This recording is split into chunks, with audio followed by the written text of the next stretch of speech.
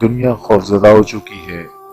Airport, hotel, جوئے خانے، شادی ہال، بازار، دکانیں، سب کچھ ویران ہو چکا ہے۔ گیمیاں ختم ہو چکی ہے۔ رونقیں اور تعلیمی ادارے دنیا بھر میں بند ہو چکے ہیں۔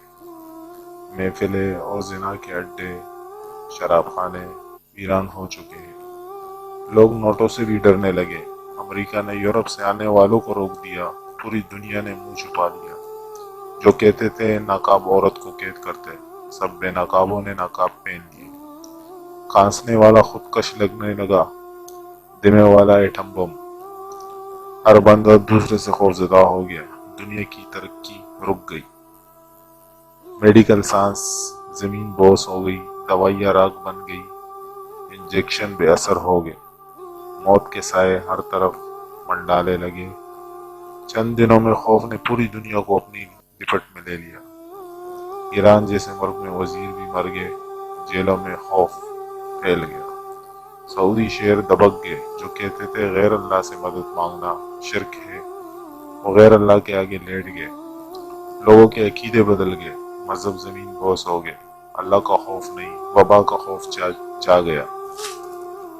ہر انسان بل میں گھسنے کی کوشش میں۔ ابھی کل اموات صرف 13,000 ہے۔ اگر 20,000 سے بڑھ گئی تو پتہ نہیں کیا ہوگا۔ ایک انجانا سا خوف دنیا پر چھایا ہوا ہے۔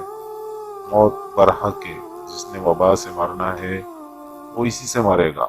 یہ اس کے پیدا ہونے سے پہلے لکھ دیا گیا۔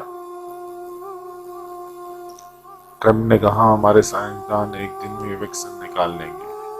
ابھی سائنسدانوں نے کہا 1 سال لگ سکتے ہیں، وہ بھی یقین سے نہیں کہہ سکتے۔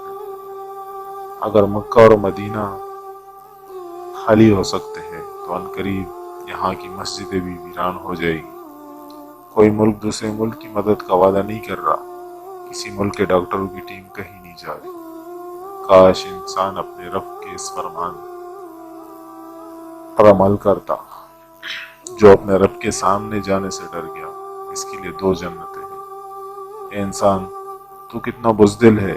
وہ جو کہتے ہیں میں صرف اللہ سے ڈرتا ہوں، وہ بھی لیٹ گئے۔ انسان پہلے حوصلہ ہارتا ہے، پھر سب کچھ ہار جاتا ہے۔ اگر آج کافر، مشرک، یہود و نصارہ اور مسلمان سب ایک جیسے خوف والے ہیں تو پھر اللہ پر بھروسہ کون کرے گا؟